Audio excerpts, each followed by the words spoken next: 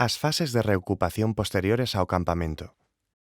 O xacemento de Ciadella é fundamentalmente coñecido por ser un forte que serviu de acantoamento dunha unidade militar romana de época altoimperial.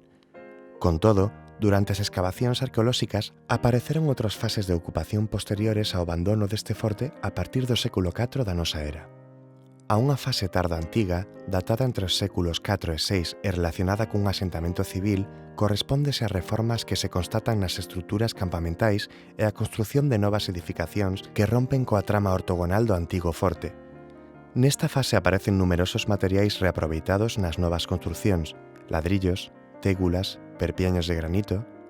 A destacar a reutilización dunha estela funeraria romana coa dedicatoria dunha nai ao seu fillo que morreu aos 9 anos, 6 meses e 9 días.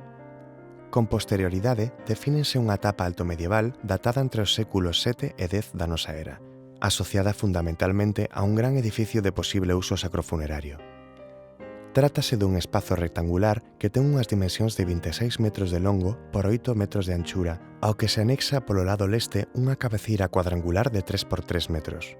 En datas recentes, descubriuse no seu lado oeste a cimentación do seu acceso, flanqueado por grandes bloques de granito que sustentarían a porta e a fachada principal.